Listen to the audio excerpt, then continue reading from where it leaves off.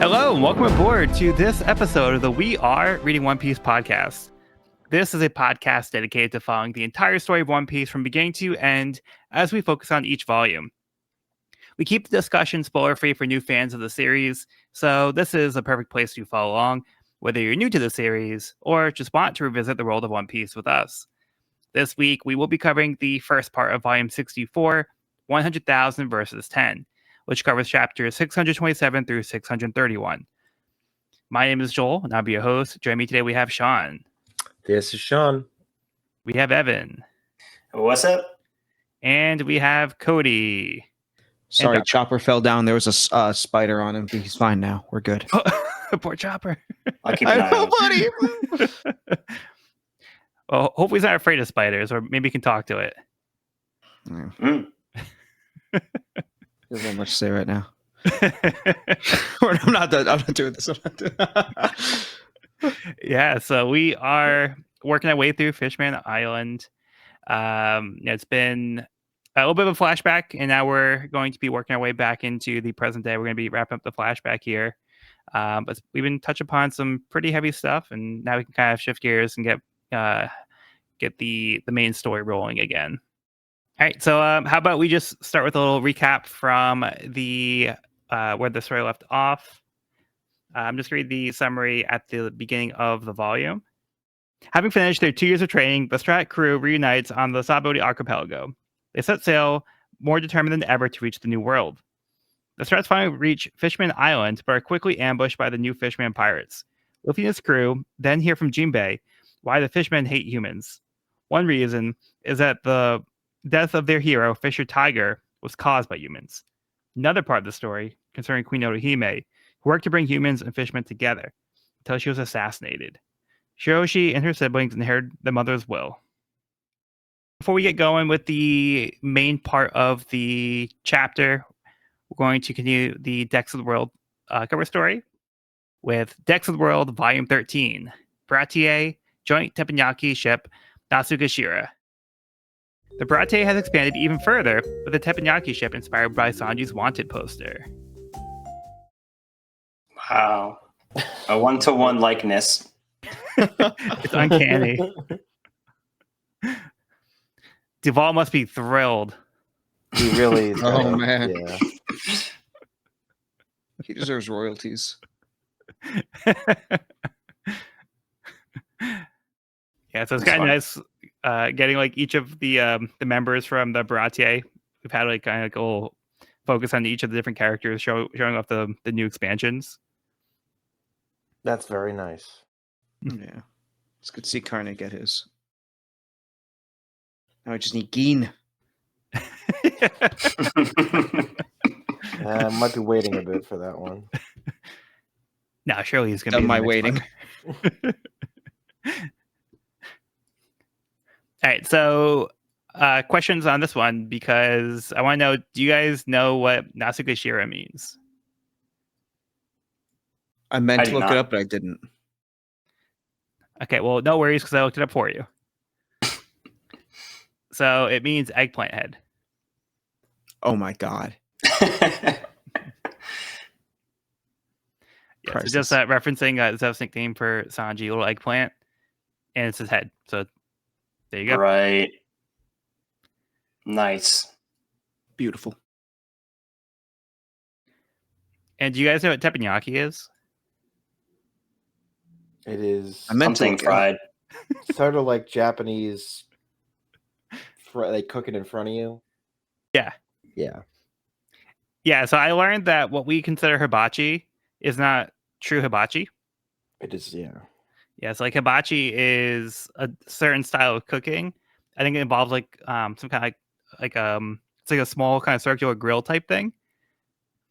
But what is actually what we see like with hibachi restaurants in the US is actually teppanyaki.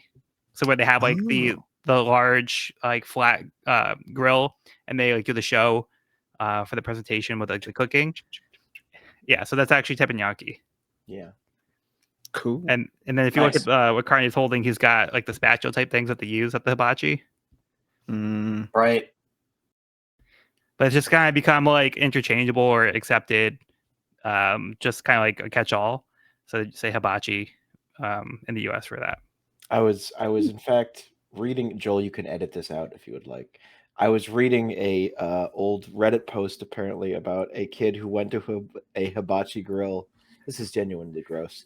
And they said that when he was like 5 years old, the chef kept flicking shrimp into his mouth until eventually the kid threw up, and his vomit got fried on the grill. Oh no. Hey, that's on the menu. Yes, at the bottom it says, "I have a distinct memory of my dad going to the chef and saying, 'Cool it with the shrimp.'"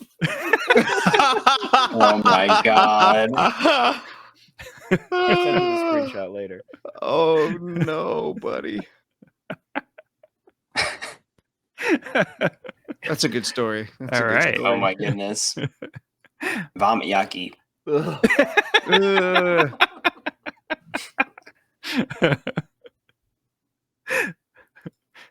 Yeah, so I just thought that was interesting. That's just what I found from this. That's my little bit of research on that. Alrighty. Okay, let's move on. Chapter 627. Thank you. Hody Jones has found the Queen's assassin, a human. King Neptune locks himself in Shell Tower at the loss of his wife, unable to act on his rage in order to honor the legacy of his wife by not retaliating on the human. King Neptune explains the reason he wasn't involved with Otohime's campaign is because he would seem like a hypocrite based on his history of killing humans in the past. His is the way of the warrior. At Otohime's funeral, Prince Fukaboshi addresses the people over a monitor. He tells them that despite this tragedy, he is committed to carry on his mother's work. He announces that he will throw out any petitions that have been signed to join the reverie, and they will start fresh. Back in the present, Jinbei concludes the story at the funeral from 10 years ago. Petitions have since started flowing back in. He also states he had every intention of stopping Arlong if he ever went amok, though the local navy suppressed the information so word never reached him. Sanji is completely unsatisfied with Jinbei's reasoning, though Nami stops him. She is relieved to hear that he was not an accomplice to Arlong, and reassures Jinbei that even though terrible things happened to her, she's also had great things happen in her life as well. Jinbei, who is filled with guilt, breaks down to tears and thanks Nami for her understanding. Luffy had slept through the entire story, but is awake now as they discuss Hody's plans to overtake the kingdom. Hody intends to stop Fishman Island from potentially attending the reverie this year. A large video transponder appears from the forest and begins transmitting Hody's video announcement to the island. All right. What do you guys want to start on this one? The Navy suppressing Arlong's stuff from Jinbei gives them a lot more leeway, and you feel it feels a lot better. Like, well, I don't know. It's still there's still an argument to be made about did Jinbei do enough, but it shows that like other forces were at work from preventing him from realizing just how bad Arlong was going to get. And theoretically, if I do think there was a point if Arlong had expanded as he planned to, without Luffy's investigation, eventually he was going to attract Jinbei's attention regardless. There's only so much the Navy like was going to be able to, So it was a matter of time regardless, but that's a good point. Yeah, and that's pretty much what I figured was the case from last episode. I mentioned that was probably what was happening, but we do have a confirmation from Jinbei here that was the case. So he just wasn't even aware like what was happening to Tommy. So essentially, because the word wasn't getting out, like Arlong was free to do whatever he wanted for like the 10 years, whatever it was, and have Nami's village held hostage essentially. But yeah, it is nice to see that Jinbei's intentions were not to like unleash Arlong intentionally. It was just an unfortunate circumstance that happened as a result of him becoming a warlord and releasing Arlong. But Sanji still wants him to kill himself, so you know. Yeah, a little bit of an overreaction there, Sanji. Let's chill out. Tensions are high. Yeah, so like, after all that, he's like, "All right, that's not good enough." Yeah, thankfully Nami's a little bit more benevolent in this case, and she understands. So she doesn't hold it against Jinbei, and she doesn't hold him responsible. Like he's not Arlong, he's not the one that did these things, and he doesn't share the same ideals as Arlong. So he's a different person. So it's not fair to hold Arlong's actions against him. Mm-hmm. Yeah, it's a very like mature response from Nami here, Mm-hmm. Right. and forgiving, very forgiving as well, and understanding. And if you didn't forgive Jinbei, I think that's also understandable. But I think Sure. this is just also, a better result, and it's more, hey, let's try to repair this gap between the humans and fishmen. This is like kind of the way to start. You have to start healing, and you got to start somewhere. Yeah, I and think she's speaking of forgiving the healing, Jinbei in front of her. Like Jinbei also has maybe not made perfect decisions in his past, but I think he's changed as a person as well. Mhm. And I think she clearly sees his intentions now and where he's aligned and can respect that. Yeah, for sure. I think speaking on the subject of healing, the fact that we see a lot of characters in One Piece, including in this situation, Jinbei, who is very much not healed from the things that he's gone through, and it's affecting his perception of his actions. Seeing that Nami is able to look at this for what it is and show how much healing she has been able to go through after what happened with Arlong, I think that contrast just says a lot about where she is at right now, and I'm really, really happy she's in that place. Yeah, agreed. And speaking about the healing process and the grieving process, so we do find out that the assassin was a human, and Shocker. Otohime, of all people, who is trying to get the fishmen to forgive humans and try to work together. So yeah, it turns out that a human was behind the assassination, and that kind of sets things back. So it's just a very unfortunate reveal here about who is behind the assassination. And Hot Jinbei take? wanted to cover it up. I think Jinbei definitely wanted to cover it up, but I have a hot take. I think that Hody is framing the humans here. I think that Hody's the one who discovers the body. Like you just said, it makes no sense for a human to kill Otohime, as she was somebody who's trying to unite humans and fishmen. This would also give us another reason to hate Hody, which makes more sense to me than some random human. I'm not saying humans aren't capable of doing it. Like humans have absolutely proved being capable of this. But I think in this situation that Hody's taking advantage, I think Hody pulled the trigger and is framing this person. Okay, interesting. Yeah, Sure. I had an inkling of that at the end of last volume, and then in the beginning of this volume, when it was Hody, the person who discovered the person, I was like, I definitely think that Hody was the assassin. But I mean, just it a was a little prediction. convenient that he did find the assassin. Yep. But we also don't know what happened with Otohime when she went to the surface. So there could be something that happened that we aren't privy to, and we True. don't know who this person is. So we don't have all of the facts, but it does seem Seems a little suspicious. suspicious that it was Hody that found the assassin. Or this could just be more fuel for him. Be like, look, this human is one that did this horrible thing. That's why I hate them. Like, we can't trust them. I was going to say, this Here- feels here more he like it says- could be a nail in the coffin sort of thing. Yeah, he could be using it as more fuel. But wait, what were you going to say, Evan?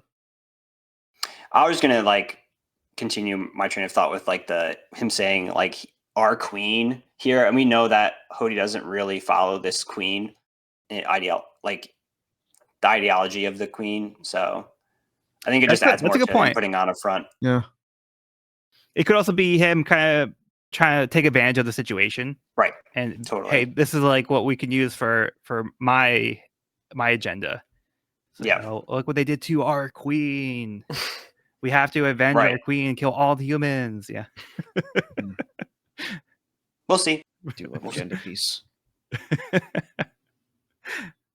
And then one thing that kind of was in the back of my mind, like the whole backstory for Otohime, was what was King Neptune doing. And we get a better insight as to why he's been kind of taking a backseat. He hasn't really been involved with Otohime's quest, or he didn't really seem to be involved or speaking, like trying to preach the same message. So it almost seemed like he didn't care. But we kind of learned here that it wasn't that he didn't care about her message. It's just he didn't want to give the wrong idea because he's been to war, he's fought humans, and he would feel like a hypocrite if he was now all of a sudden like, oh yeah, let's be friends with the humans. So that was more his reasoning, because he felt like he couldn't like honestly go in front of people and say, yeah, let's be friends with them when he's done these horrible things in the past himself. So he's kind of let things stay back, but now he's frustrated because he did kind of take a back seat, and now he can't do anything to act on revenge to get back for the murder of his wife. And like he can't do what he's done in the past, so he has to learn again, kind of like the healing process of, let's not keep the cycle going. We have to stop it somewhere. As much as it hurts me, like I don't want to keep perpetuating this hate and then do something that's going to like dishonor the legacy of the queen. So he has to be strong here as well and really hold back what he wants to act on. So regardless of how he feels, I think it's very important that he chooses not to go down that route.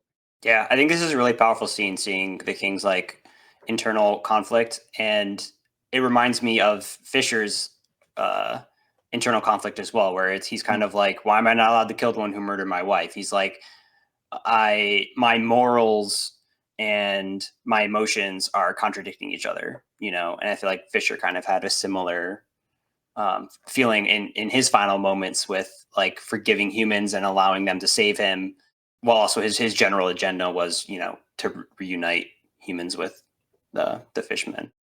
So I think it's cool how Oda's kind of tying this theme into this arc. Yeah, I do love this depth for Neptune. And I'm not sure if this is the translation or just what's being said here. It feels to me like Oda wanted to be able to tell or to show and not just tell this. Like, it feels like one of those things where I feel like he wanted to have like scenes of Neptune's actual past of him fighting with the humans, but he had to cram it into one scene. I don't know for sure, and it's just a hunch, but I can definitely see the scope of the story getting to a point where he might have to start doing that more and more. Yeah, it is something where you want to try to get all these ideas out, and you have to. Well, Oda, I guess, would have to like focus like what's important to dedicate panels to. So yeah, it is good to at least get this explanation, because again, this was a question I had, so it is nice that Oda did take time to at least dedicate like a page or two to Neptune's struggle and what his thought process was here. 100%. And then I did want to touch back upon Jinbei choosing not to divulge that it was a human that did this, because this isn't the first time we saw Jinbei do something like this.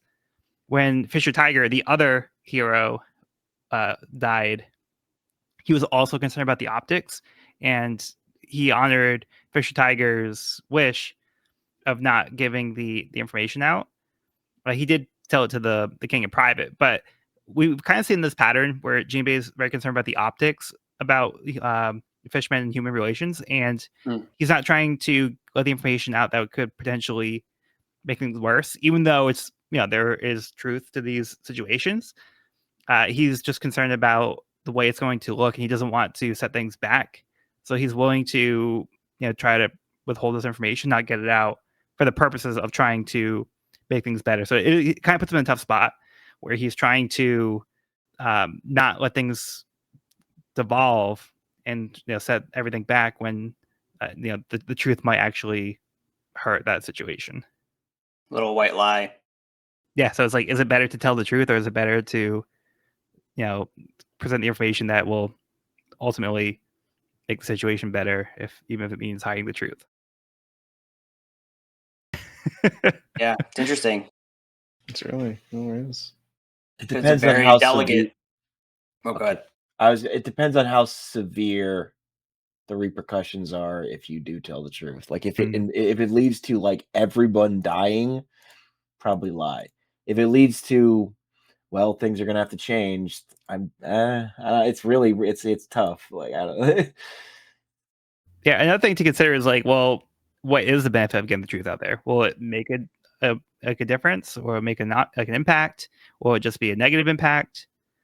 So it's like, well, yeah, these are different things to weigh. I don't know what the right answers are. It's just things to consider.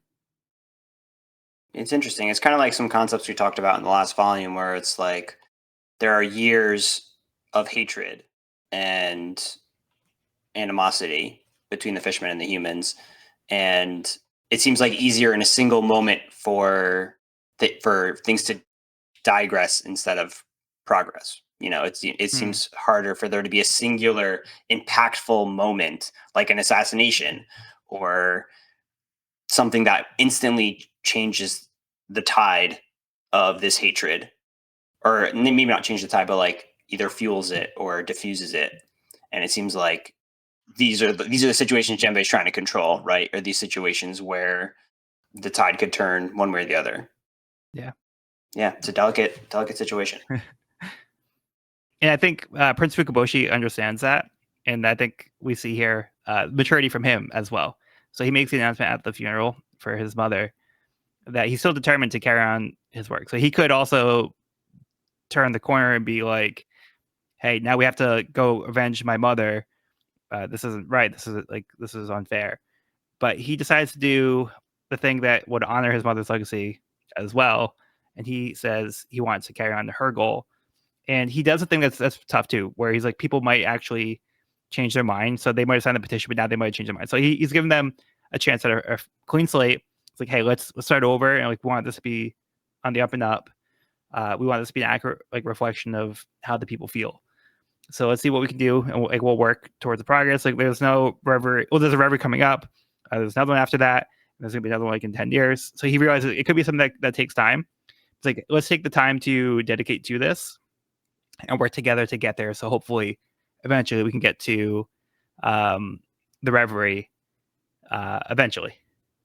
And I think it's just like a very mature way to approach it, and he's not trying to stir the hatred. He's trying to make that legitimate progress. And we are now at the 10-year period where the reverie is actually this year.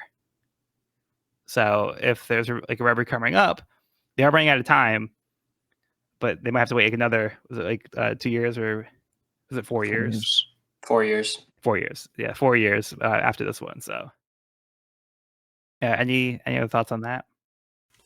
We got to see some transponder snails that project screens. Yeah. We did actually see them in Sabaody during Marineford. Yeah, but did we know that was transponder snails projecting the image? It felt like it was just screens. Like, I don't think I ever put together that it was like snails that are projecting these images. Well, they were at least recording, Buggy. We did get them recording, yeah, but I didn't realize they were on both ends. It's Yeah, it is like the first time seeing like like a big one carrying like the screen out from the forest randomly. Yeah, just like showed up. Like, you need this, you need to hear this. And then I also just wanted to real quick. It seems like Luffy just has no interest in Nami's backstory or anything with the fishmen, because every time somebody starts telling the story, he falls asleep. It's like, I want to know absolutely nothing about what's going on with fishmen. Like, it's okay, we're cool, but I just don't want to know anybody's backstories. Okay. It's kind of weird. Sleeping this much feels more like Zoro, but Yeah. I feel like Luffy doesn't fundamentally understand conflict like that. Yeah. I don't think he can relate. Okay. Well, let's move on to the next chapter. Chapter 628, Spring Cleaning. Hody announces the new fishermen pirates have taken over Ryugu Palace and captured the king. The citizens of the Fishman district will migrate over, and they will publicly execute the king at Conchcorde Plaza in 3 hours. They also found a list of signed petitions and will use the list to identify all human sympathizers, then execute them. As for the Straw Hats, Zoro, Usopp, and Brook were captured in a cage and will be drowned as the palace floods. Hody will then take Luffy's head. Robin has found the poneglyph with a message that reads like an apology to someone called Joy Boy. Hiroshi starts to rush off to help her father, but Jinbei stops as her powers are the only thing Hody fears. Luffy gets ready to take on Hody, but Jinbei stops him. Jinbei urges Luffy to let him handle things, as humans getting involved may make things worse, but Luffy refuses to stand by while his friends are in danger. Jinbei is left with no choice but to stop him by force.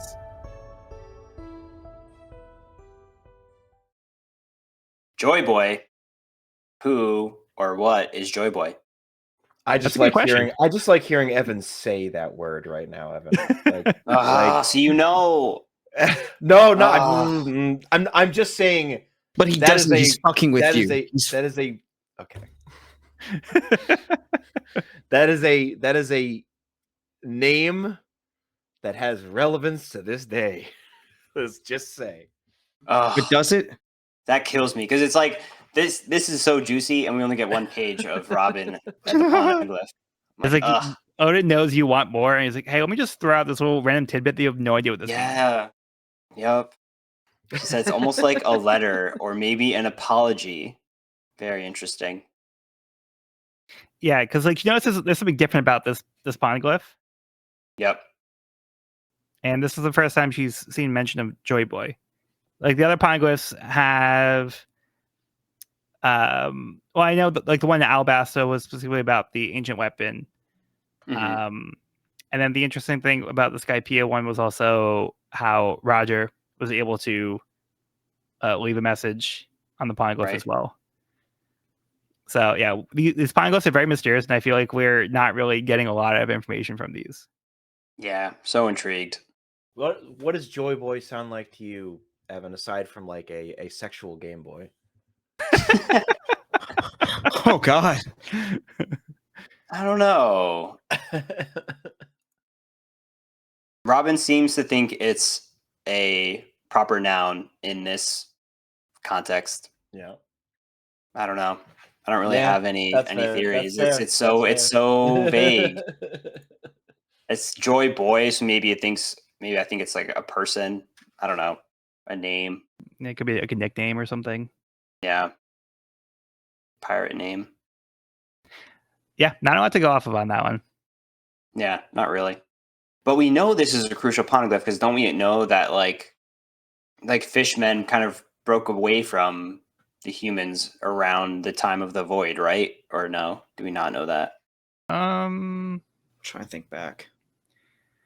Yeah, I don't know. Because Robin specifically said that this poneglyph had significance to unraveling the history of the void, and so I think thought she that was meant hopeful. I think she Or doesn't just really hopeful. know, because that's like the her whole journey with the poneglyphs is to see what she can find out from them. yeah, So I think she's like hopeful. Oh, maybe this will be the one. So every Gotcha, time she okay. finds one, she's kind of like, maybe this one. Hopefully this one Okay, will maybe this one. start connecting some dots. Yeah, Yeah. right. Yeah, definitely the highlight of the chapter. That's pretty exciting stuff. Yeah, so we get Hody making the announcement over the transmissions that essentially they're taking over Fishman Island. They're doing a coup, and they've captured the king. And they plan to publicly execute him and anybody that signed these petitions. So the last volume, they made the whole show of having the people step on the picture of Odahime to kind of like denounce the queen. So they were kind of forced to do it, and he knew it was an empty gesture. But now he's like being even more cool. Like he's after making them do that, he's now being like, that didn't matter. I'm going to kill you anyway because I have this list here, so you can't pretend that you didn't sign this. So does anyone here know where the stepping on the face of the person thing comes from, and like how it's tied more to Japanese history? Has anyone not. seen I don't. Has anyone seen the movie Silence by Martin Scorsese? No. No, I haven't seen Okay. that one. Mm-mm. So this is I don't know if it's a direct one-to-one thing, but it's incredibly close to a actual historical fact. Back in the ancient, well, not ancient, but like feudal, like Japan, when Christianity was coming to the island, then the shogunate or whatever I don't know exactly the specific details of what power and what government was in charge at these times, but Christianity is trying to make a way in. They convert some people, and then the government strikes back, and to try to root out hidden Christians in the community, they would put a piece of wood with Jesus's face on it and be like, step on that. And if you wouldn't step on it, then they're like, you're a Christian. And like, Wow. and the central premise of the movie Silence is this priest trying to like, they're like, if you don't step on this picture of Jesus and renounce your faith, we'll kill all these other people here. And he's Wow. like, can I renounce my faith to save the lives of others? It's a whole thing. So, but Yeah. that is very much, I think, what's going on here. Wow. Yeah. I mean, that's a nice connection there.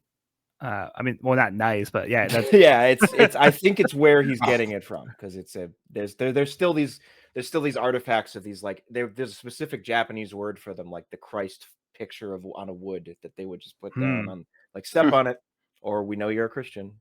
Like, but yeah, that's a good catch. yeah.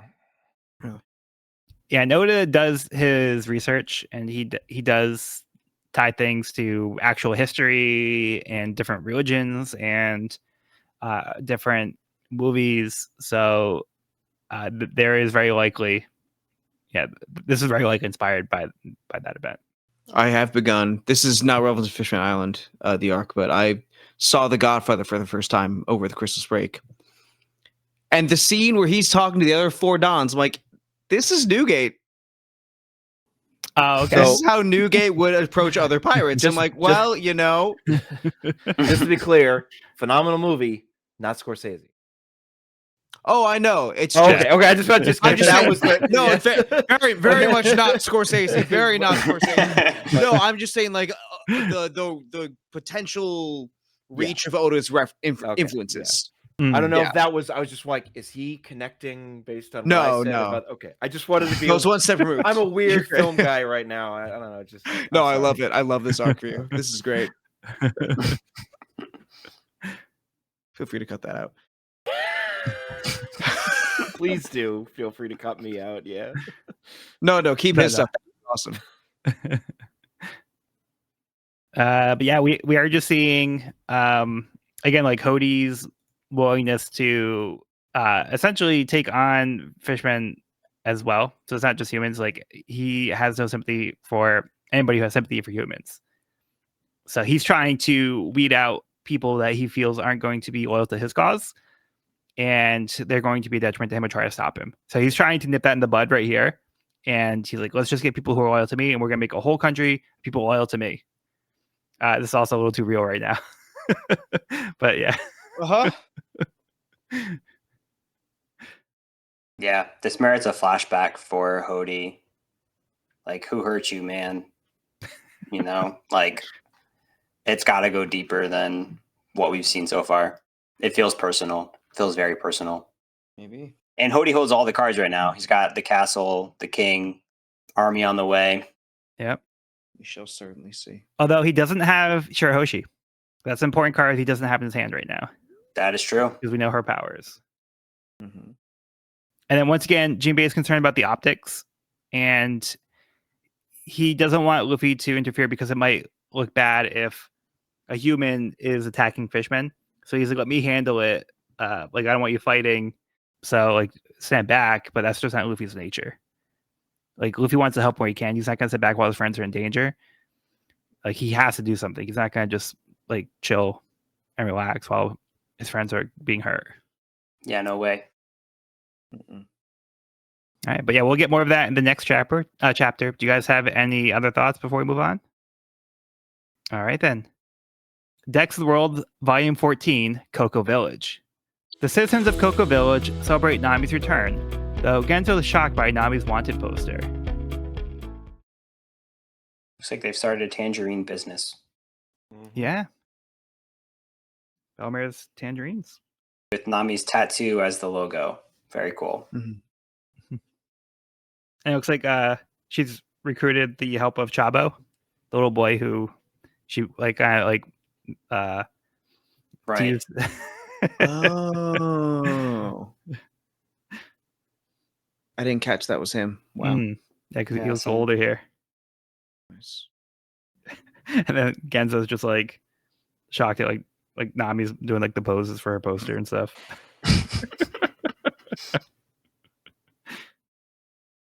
Oh, and I also forgot to mention, we actually did see that Luffy's bounty went up in Yes.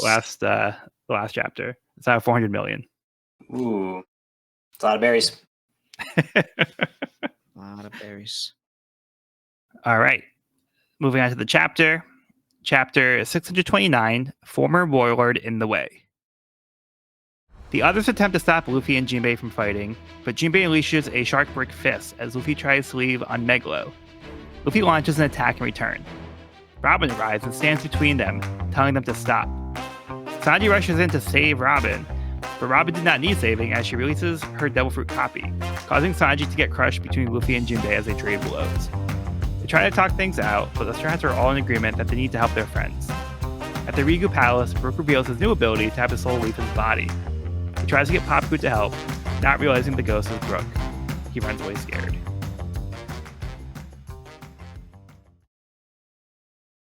Yep, we have Shadow Clone Jutsu now. Yeah. Have we seen that before? No. First time. All right, cool. Because that is how I read it, but I wasn't sure if I misread it as her being able to do a full clone of herself. Yeah, so it makes sense because she can. That's pretty impressive. Yeah, she can sprout parts of her body. Now she can just sprout a whole other body. Yeah, because so far we've only seen like body parts, right? Not the whole shebang. Clothing and accessories included. The possibilities are endless. Yeah, I mean that's pretty big. It was also kind of spoiled on the cover. Oh, it's like, oh wow, Why are Robin you has looking twin at the cover? sister. I can't help it, guys. I try. You're not I try allowed to not look at the cover. You have to open the book to the correct page every time without looking at anything ever. That's how it works. It's so hard to understand about that. You just gotta hope you grab the right volume. Yeah. That'd be worse spoilers, honestly. Yeah, it's pretty great. You know, Sanji doing his typical thing. Oh no, Robin's in danger, and he just jumps in the way, and then Robin's just like, whatever, and just like lets Sanji take the hit. So she gets out of there, and then Sanji just gets smashed. It's like, yeah, he kind of had that one coming. He really did. Yeah, it's pretty funny. I am surprised to see Jinbei and Luffy trade blows here, though. At the end of the last chapter, I was like, there's no way they actually fight here. But they do. Yeah. And that kind of surprised me because, like we were kind of just saying, like, Jinbei knows Luffy at this point. They fought side by side. He even mentions, like, oh, I fought alongside you this whole time. And he knows exactly what Luffy would do to save a friend in danger. Like, they literally saved Ace together. Tried to. And I feel like Jinbei knows exactly Luffy's character in this exact situation and is still, like, I don't know. I feel like he should know this is a stalemate and try to work around it. In theory, he should. I think it's the fishman aspect of it all that he describes later is why this is so, like, if this was just another Luffy and Jinbei and crew end up in a town with a local bad guy who's oppressing the civilians, then they're all humans. You'd be like, yeah, sure, whatever. Luffy's going to go crazy on this guy. But because it's this fishman culture, like, are we going to make Hody just into another martyr for the thing? It's like, it becomes more complicated. But I agree that it is still a bit like, you still should have seen this coming, Jinbei. There was no way you're going to stop him. Yeah. Jinbei's own personal responsibility, his sense of it, and it is that connection to everything that's happened so far plays something of a role here. But also, he does know Luffy. He does know who Luffy is, and if this is what Jinbei wants, this is the only thing he can do about the situation at this point. Whether this is how they met. Exactly. Luffy is in pursuit of saving. It's like, I know you'll throw hands, therefore I have to throw hands with you if I don't want you to throw hands. Yeah, it's not the first time either, because we remember going back to after Ace died, when they were on Amazon Lily, where Jinbei kind of knew like tough love was needed, and he wasn't like above like fighting Luffy if he had to kind of get some sense into him. So he already knows that's kind of Luffy operates, and if this is what it takes, then yeah, he's gonna do it. So he's not above tough love, and it's just kind of like what we've seen before. So I actually feel like this is kind of consistent with the previous interactions. I agree. Yeah, it's just hard to see because it's like time is of the essence. You know, our friends are literally slowly drowning in a room where there is a clock. Yeah. So, yeah. Yeah, it might be more Things productive to need not to be come. fighting each other and maybe Right. fighting the bad guys, but sometimes you just got beef. You gotta take care of that first. Gotta take it outside. Mm-hmm. It is cool to see Jinbei able to hit Luffy though, because he uses his Fishman Oh karate technique. yeah, And they that all was point really out, cool. yeah, so like when he hits like the air, he's able to sound like he's able to use like the moisture in the air to create these shock waves, and he was able to hit Luffy, even though he's made out of rubber. So kind of Yeah. like hockey. So he's able to do that here. Jinbei's on his way to bloodbending.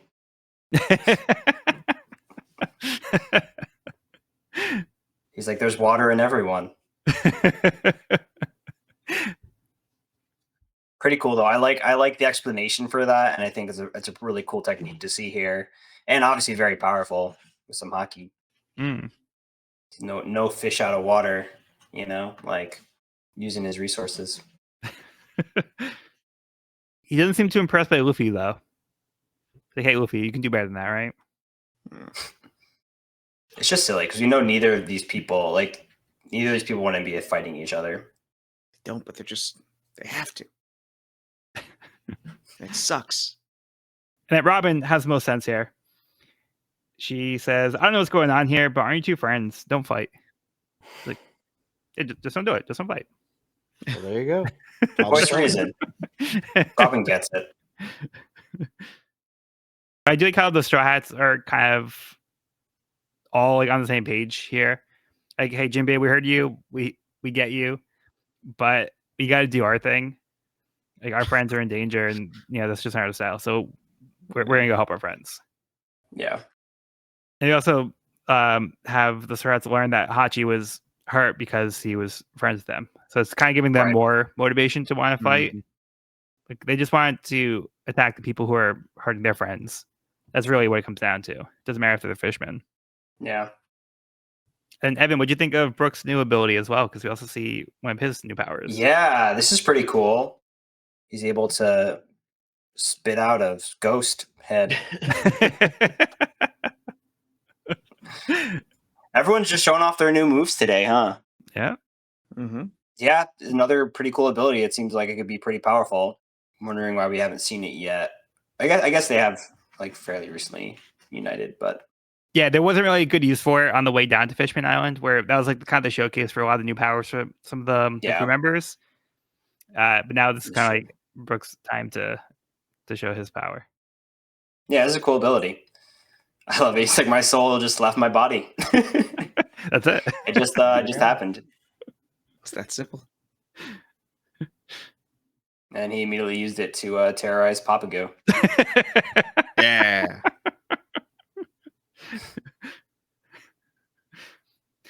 He's like, Papago, it's me. Hey, we need your help. And then he's like, get away from me, Ghost. Like, it seems like Brook even say like, who he was. I like Usopp's face on this on the last page of the chapter. When Zoro's like, I can cut through them. I just need my sword. And then Usopp's like, you can be so handy. Yeah, everyone's got some new abilities to show off. Speaking of showing off abilities, we see Daruma here eating his way through everything. Yeah. And it says that he's a cookie cutter shark fish. And I did look up a cookie cutter shark, and those things got some serious teeth. Like they literally look like the anime teeth. Like it's just like a zigzag line. You're like, holy crap. Nice. Yeah, it seems like a pretty strong ability to have. Yeah, he's just like eating through walls to the ground. Pretty much anything, really. Not even a devil fruit. This guy just likes to. This guy's got some just major chompers. That's it. Somewhere Wapple's like, hey, he's stealing my thing. Right? But it's not a devil fruit, so where does it go? Is he like eating it and spitting it out, or is he swallowing the matter? SBS. Oda, do fishmen poop?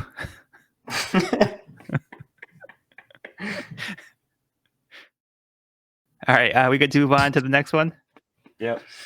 Mm-hmm. All right, we're on Texas World Volume 15, Rogue Town. Ippon Matsu celebrates Zoro by putting his wanted poster up in the bathroom. In the fucking shower. Like, Hey, man. it's just. I'm not kink shaming. Like, I don't know. That's a choice. It's a choice. It's a choice. I think him and his wife need to have a talk, but like otherwise, good for him. Or maybe this is just the last room. He did it every other room first. He put a wanted poster up in every other room. He's like, well, we got to Yeah, put it in the maybe. bathroom. So is it laminated? Is that what this is? Because I assume you don't want it to get It's gotta damaged be. in the shower. Yeah. Or it could be like glass or something. It could be like behind the glass. Does Zoro still have a left eye in that image? Probably. Yeah, I don't know when this I picture is wonder from. if I they think it was. upgraded. I wonder if they updated his photo or not. Is this his Alabasta wall poster? Zoro Was it Annie's wall lobby? poster. It might be Annie's lobby, right? Because it looks it like there's might like be. explosions in the background. You're right. You're I think right. it's Annie's lobby. Yeah. So we would. We still haven't gotten that backstory yet. You have not. I have guesses, but we'll get there. Okay. For all we know, he just sure. fell on a sword. It could have been completely anticlimactic. Yeah, he tried He tried the 4 sword style. Had an accident. But it's interesting because we do see that they refer to as Rogue Town, which I think this isn't the first time this has happened. Mm. But it looks like they're going with Rogue Town now instead of Log Town. Deal with it. Who's translating? Who's translating? Who's translating? I think it's still Lance Castleman. I've come to agree, Joel. I've come to agree with you. I think either one works. I get the prologue idea, but I also get it's a town of rogues and pirates. So like, I get why. I get it. It works either way for me. I mean, I think that's just the issue with like romanizing it is that I think Oda does want it to be both. He probably does. Okay. Oh! I thought you were about to say he wants it to be the prologue one, but No, I think Oda like revels in the fact that it can be either. I feel like it's a very Oda thing to do. But I'm looking at the translation page. Latman HC Language Solutions Inc., comma, Stephen Paul. you guys know more about this. Okay. Well, yeah. He started working on the series at this point. Really? Yeah. Oh, okay. So it looks like he's part of HC Language Solutions. Because it said English adaptation Lance Castleman. Then translation / Oh, I see. Labaman. Yeah, so I don't think he's officially taken over as the translator quite yet, but maybe as part of. I don't know. Yeah, I don't know how He's translating rather than adapting. But either way, he's just part of it. Whether that has anything to do with Rogue Town, Logue Town, I just think it's cool that he's part of it now. Yeah, we're getting to the Stephen Paul era. Yeah. Very nice. Our Yeah, I guy. didn't actually notice that because I did see the Lance Castleman. I didn't look beyond that.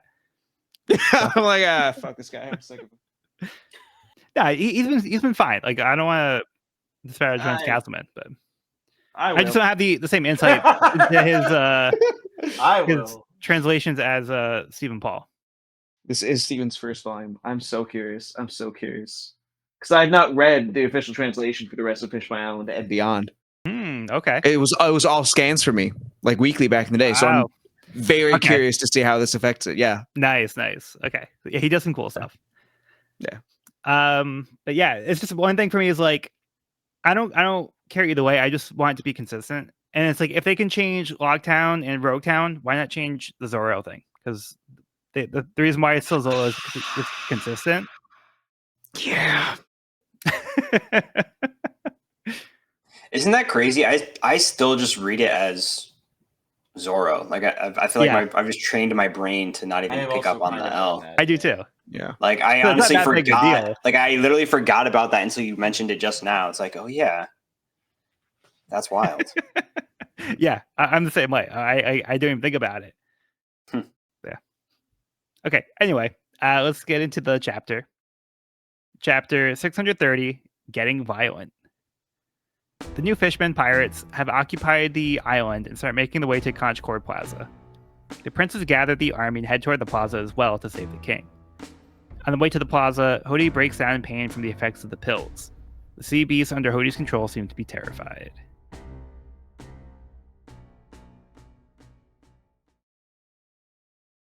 Lots of showcasings for these new Fishman pirates. Yeah. Anything stand out to you? Much like Evan looked up what a cookie cutter shark looks like, I looked into what a wabagong is, and those things are scary. They are maybe not scary, but they are unnerving. The beard on those things.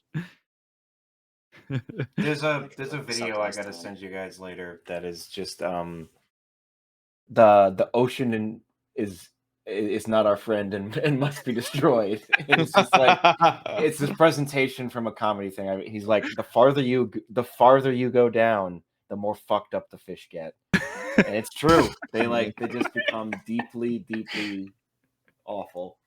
Alien.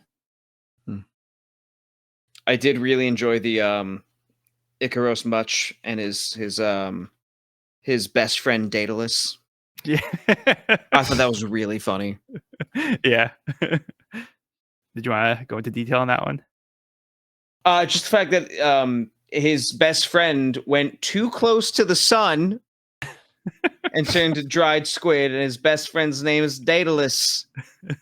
Daedalus and Icaros. Ain't that cute? So very on the nose reference fun. to Icarus and Daedalus. Mm-hmm.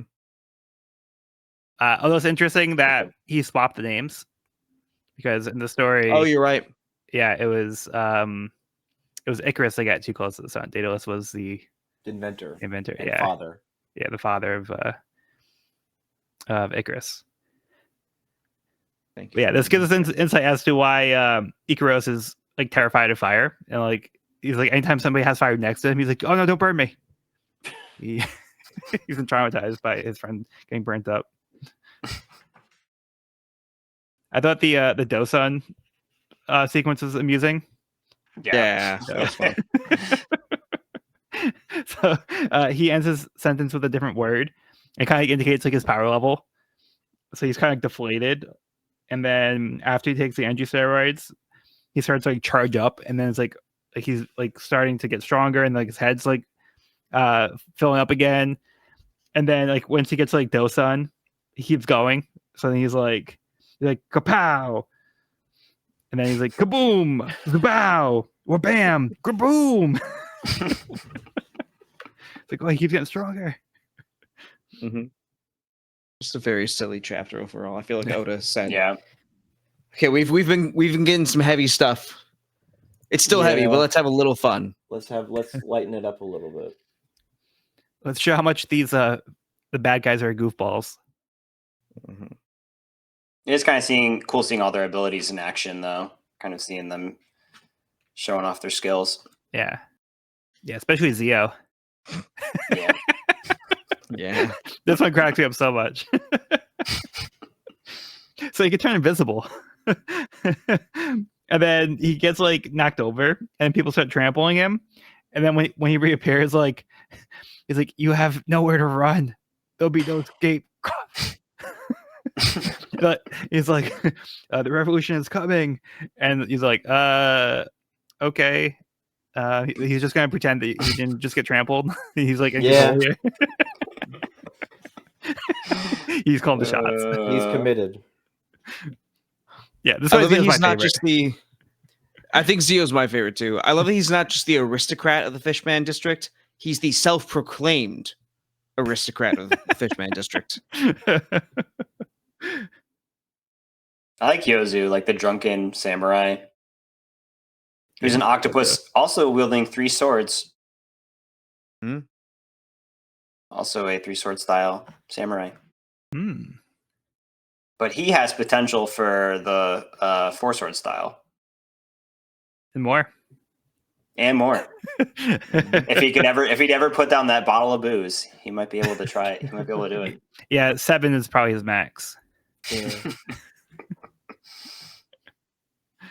We also do see some major withdrawal effects here from the drug in both Dosun and Hody. Mm-hmm. Don't do drugs. Yeah. That's the message here. Yeah. Yeah, so Hody's on his way to the plaza on one of the CBs. And then there's the one that looks like a polar bear like, on the ground. He's looking up. So are you guys reading this? He's like terrified of Hody because like what's Yeah. happening to Hody, so he's like scared of him. I think, yeah. You can like sense it. Yeah. Okay, 'cause that's what I was getting here too. That sea bear is scared. Which makes me feel like the animal is sensing like something unnatural is happening up there. Yeah. You know? That scares the bear. You guys got anything else for this one? Nope. That's about Not it. really, no. Okay. So before I get into the next part of the cover story, I just wanted to point out that we have the SBS where Oda addresses Strawberry's head. Mhm. So it looks like it's not just hair. That's actually his head. If I'm reading that correctly. Yep. So you might have thought it was long hair, but you see him with an injury to his long head during the flashback. Ouch. And the thing's got to get in the way. Yeah, I just want to point that one out. That's pretty hilarious. All right, so Dex's World, Volume 16, Twin Cape. Crocus shares a drink with an old friend. Yeah, so it's nice to see Crocus and the Laboon. Do we know who this person is? Crocus is talking to? I'm going to say no. Ooh. The hesitation makes me think you actually did. Oh, wait. Yeah. Who could that be? Who knows? So at the time, there was a theory that it was someone. Is it oh shoot, what's his name? Who's Goldie Rogers' right hand man? First mate. Really? Rayleigh. I think it's pretty clearly not Rayleigh. It's not Rayleigh? It doesn't look like him from the back. His hair He is could have a wig. I thought Rayleigh like had his hair up. Maybe not. More. I thought Rayleigh had kind of long hair, didn't he? He does have long hair, but it's less frizzy and not this long. Okay. I'd say this is 2 years of growth. But we have also seen Rayleigh since the time skip though. That was where my mind went, but because Rayleigh was at Saba Odi. He was. I want Evan to disprove me, not you, Joel. Oh, my bad. No, I'm kidding. Hey, but so at this point in the story, they're having theories already, but I won't get into who they are. I'm just gonna say this. We don't know who this is. I'm gonna leave it at that. Great. That clears it up. Thank you. We don't know who this is. We have suspicions, yes, but we don't. Lots of them. The fandom right now is like looking like the most irrelevant thing. If it's something that has any little bit of mystery, we're just gonna, this is it. It's him. It's them. And this is gonna happen soon. And then it doesn't. But just any little bit of mystery, we're gonna make it fit our agenda. Forever. Okay, I can't hold it anymore. I know who it is. It's Luffy's mom. It's Luffy's mom. Joel. I wanted Evan to guess. I wanted Evan to figure it out. I'm sorry, it's Luffy's mom. Why? Oh my gosh. So you guys have your theories that you're talking about. Is this the first instance of that, or is this a theory that dates back previous to this cover story? This is a character that has not been introduced to the series, at least up to this point. So this is the first hint of this character? Yeah. Yes. Okay. Whether we know them or not. Yeah. So okay. you have 0% chance of knowing who this character is. Okay. And our chances aren't much higher. I'll be looking out for the striped caped, hatted. Keep an eye out for a while. Okay. All right. We spent way more time on this cover story than I expected to. Did we? Well, it seemed kind of like a big deal. Not for I knew this was going to happen. We would have been like, oh yeah, this is a weird one, and then moved on. But recent events, okay? Talk about this guy. Next time. Okay. All right. So let's wrap up with chapter 631, Conchcorde Plaza. Vanderdecken cries that Shirahoshi rejected him, so he comes up with an idea to just smash everything. The Royal Army soldiers are being defeated, and the citizens are locked out of Conchcorde Plaza as Hody settles in. now with white hair, but much more buff. The sea beast and the kraken guard King Neptune. One of the soldiers stands up, determined to sacrifice himself to save the king by lighting some dynamite. Hoodie casually flicks some water at him before the match can light the wick, piercing the soldier, continuing on to destroy some reefs, eventually stopping at the mermaid inlet. The princes reach the plaza and manage to defeat the sea beasts.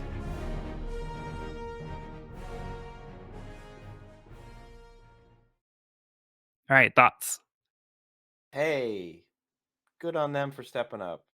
Our villains I'm are sure getting new there's some hope. hairdos. This is one of the very few compliments I will give Hody Jones. His new form does look kind of cool. And that's about the end of it. Looks like an upgrade. Yeah, the Hody upgrade is pretty terrifying. He seems to have doubled in size and has this like cold-blooded killer look on his face now.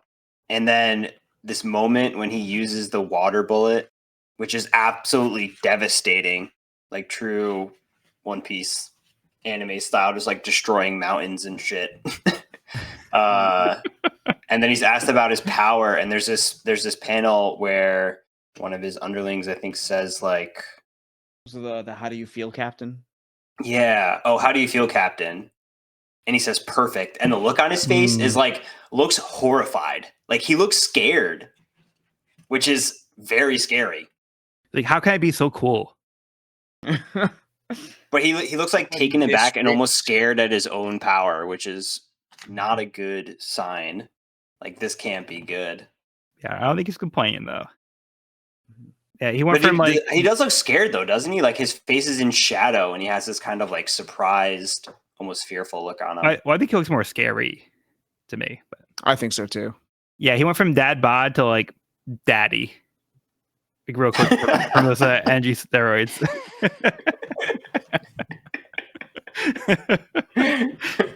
Or maybe Okay, like Joel. granddaddy with the white hair. Yeah, because now he's like Jam ripped. Jaddy. Yeah, he's ripped now. Talk about a silver fox. Silver fish.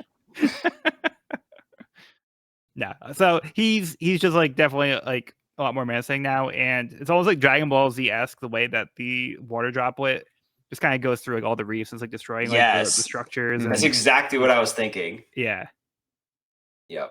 He seems to have changed. He's reached his final form. possibly. The drugs caught up to him. Yeah, so he kind of like just cheated and was like, "Here, let's get like, you know, the steroids pretty much did their job and like transformed him like pretty much like in the course of like the trip over here." Right. But that was kind of like the point, was to have these NG steroids to give him like a serious like upgrade.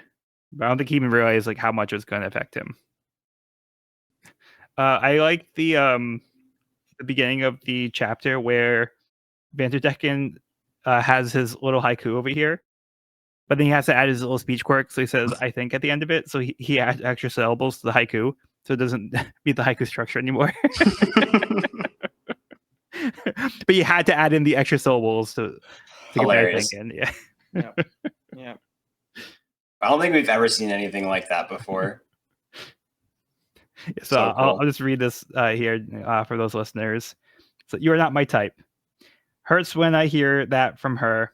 This feeling of love, I think." Extra syllables, Vanderdeck in the ninth. Evan, do you have any ideas what his idea is? Well, he has an epiphany that Luffy is intercepting everything he throws at Shirahoshi. So I'm assuming that his epiphany is he's going to send something for Luffy and not something for Shirahoshi, expecting Luffy to intercept it. So potentially, I don't know, something that would weaken his devil fruit abilities or would work well against his rubber skills. So That would make sense That's to what get I rid of thought. Luffy first, so that way he Right. can't protect Shirahoshi anymore. Right. So that might be looking bad for Luffy. Not good. A lot of things not looking good for Luffy right now. But it looks like the people have hope because the princes do arrive at the plaza and they're able to defeat the sea beasts. Yeah, they really stepped up here. We haven't really seen them successfully win a battle yet. So, or no, that's not true. Actually, I think Furuhoshi has shown his strength, but yeah, it's cool seeing them take out some Neptunians here and win. Yeah. So that's pretty much where we're going to leave this episode. So we're at the halfway point for the volume. Did you guys have anything else you want to talk about with this chapter or the volume as a whole? My final note is at the end here, we see Jinbei and Shirahoshi heading seemingly back to save the king, and notably, don't see Luffy on that shark. Okay. So, curious where that conversation ended. Good point. Or maybe the other Strats as well, right? Because we don't see anybody else. True. Yeah, it looks like just the two of them. I think it is super interesting how we snuck in two new abilities with both Robin and Brooke, both of which are like doubling abilities where they can kind of be in two places at once. So I'm curious to see those new techniques used in the group dynamic. Yeah, because we're still getting used to seeing the Strats. We haven't seen everything they can do yet since their training. So we're still seeing the fruits of their labor and what they've been working on. So I'm sure they'll have more tricks up their sleeves as we go on. Yep. How about you, Sean? I kind of hope King Neptune does something. He's just sitting there with his beard and in chains. But like, I bet he's got some kind of secret technique he doesn't want to bust out. Come on. He's just waiting for the right moment. He's waiting for the right moment. All right. How about you, Cody? I'm amazed by how much the princes have grown on me in this second reading. I don't remember liking them as much as I do now. They're wonderful. Hody is resembling a lot of people I see at the gyms in LA. Extrapolate what you will based on that for your own. I'm not saying anything about anybody. But yeah, we're heading into the climax. Fishman Island. It's getting crazy. All right. Yeah, I like Fukaboshi in particular for the princes. Yeah. The other two, I feel like we haven't seen too much of them. They're likable enough, but it's cool to kind of see them more in action here. And I did like seeing them in the flashback story. I did like seeing. That's what. Oh, go ahead. I would say that's what really sold those two for me. Just seeing them try and keep Kishiro's calm. That hit me in the feels. Yeah. Yeah. Yeah, so it's nice to be back in the present after getting the backstory, which I think this was a really strong flashback, so I enjoyed that. But I'm excited to see the progression of the story and see where this goes from here. And there's been a lot of build up, and there's a lot of history, and there's a lot of like kind of like a lot on the shoulders of the characters of the story. Because we've seen it's an ideological battle in a lot of ways. And we have people who want the same thing, but maybe they're trying to achieve them in different ways. And in particular, we have like Jinbei and Luffy, who do want like pretty much peace with like everybody, like regardless of like who they are, as long as they're good people. And that's where it really kind of boils down to for Luffy is like, are they a good person or a bad person? Whereas Jinbei kind of sees more like the nuance, and that's kind of where it's like they don't always meet. But in the end, they do want to achieve the same thing. So I think it's exciting to get to this point now and see how it plays out. But we will have to continue that next week. But for now, that will include this week's episode of the We Are Reading One Piece podcast. You can find this episode wherever podcasts are found at We Are Reading One Piece podcast.buzzsprout.com or on the YouTube channel at We Are Reading One Piece. This is a spoiler-free channel up to where we have recorded the podcast, so if you're new to the series, you can visit the channel there. You can also find me and this podcast on my YouTube channel at Pirate King Codex for more One Piece content. If you have any questions, comments, or feedback, you can reach us at wearereadingonepiece@gmail.com. We'd love to hear from listeners, so if you're enjoying the show, or if you have any suggestions on how we can make it better, let us know. Next episode, we'll be finishing Volume 64, 100,000 versus 10. I've been Joel, and I've been joined by Sean. This has been Sean. Evan. Thanks for listening. Cody. Side effects and complications of anabolic steroid misuse for anyone include high blood pressure, blood clots, heart issues, include heart attack, stroke, liver damage, and a bunch of dudes calling you daddy on the internet. and Chopper. and Chopper.